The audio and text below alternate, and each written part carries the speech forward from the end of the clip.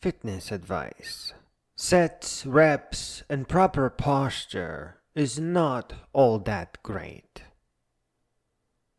Fitness and bodybuilding is a weighted endurance activity, similar to long-distance jogging, but with progressively heavier weights.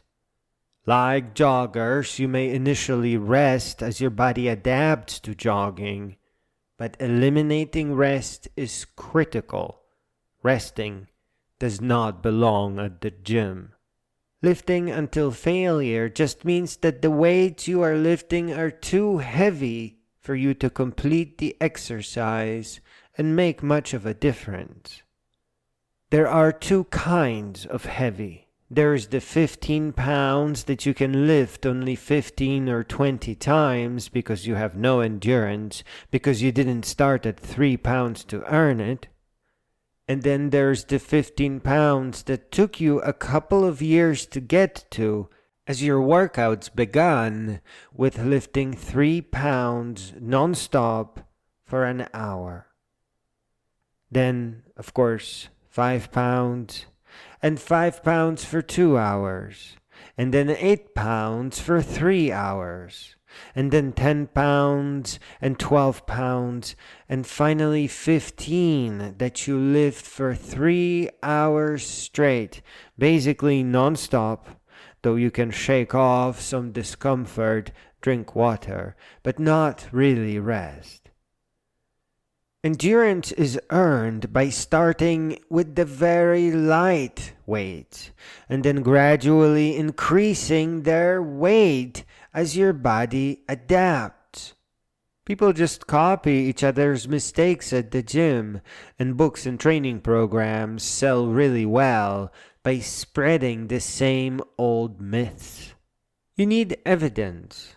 Look at the legs of a jogger. Ask yourself, what if the jogger kept wearing a heavier and heavier weight vest?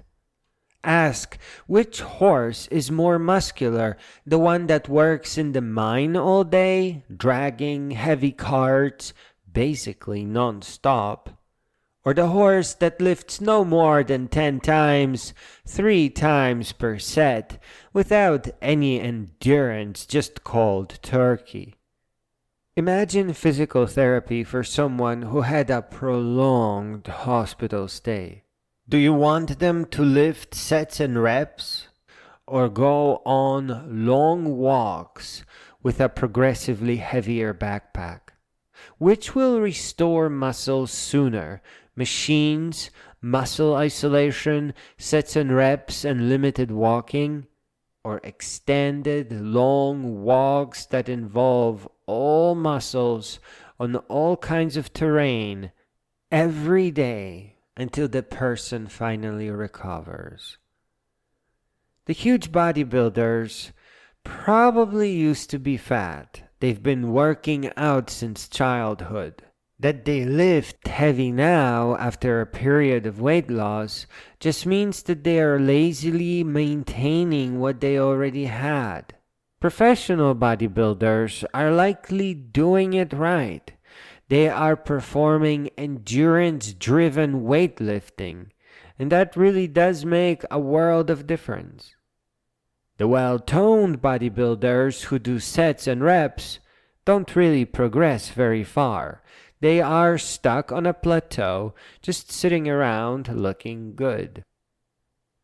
Sets and reps create a plateau and are in fact a perfect mistake, a kind of a deadlock, because all you can do is make the weight heavier.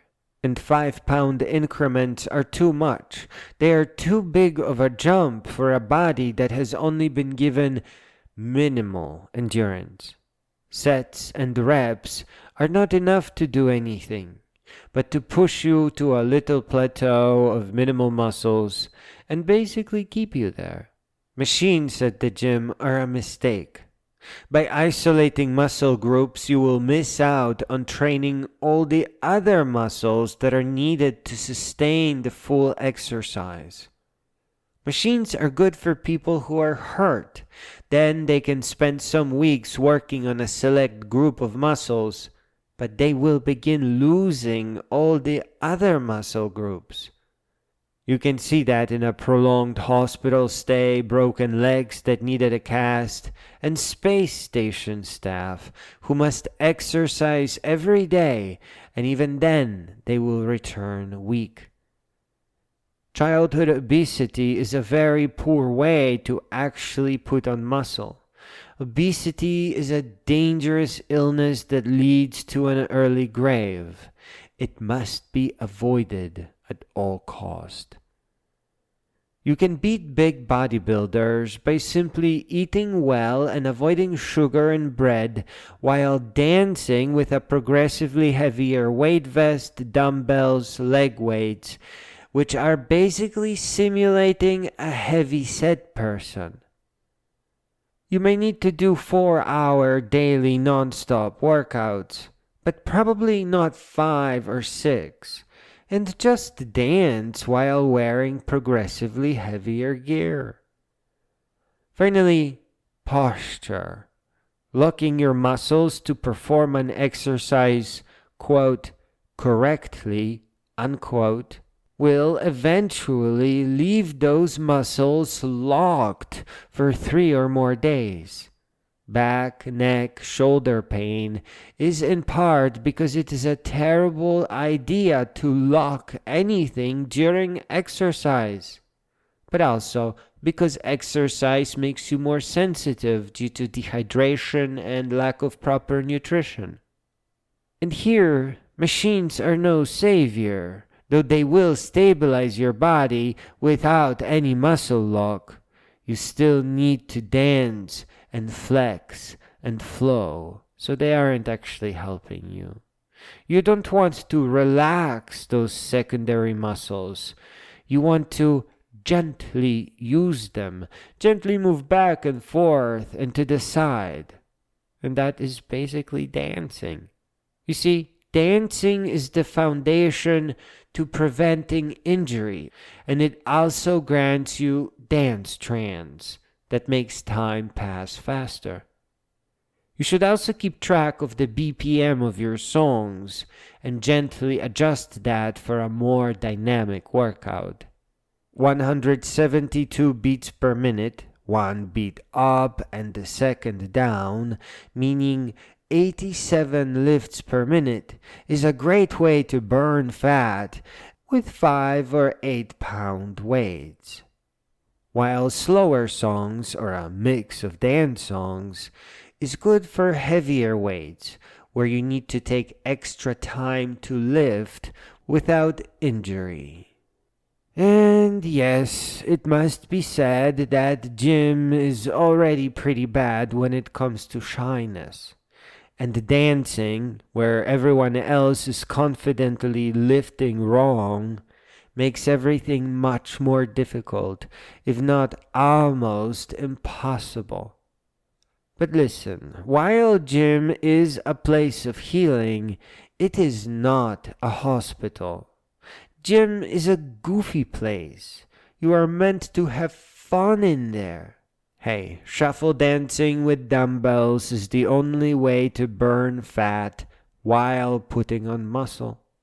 It is just another challenge that you will have to face. So if you haven't signed up yet, practice shuffle dancing. It will take all the people who are doing it wrong 30 years to accomplish what you can do in 3 if you just dance with progressively heavier dumbbells.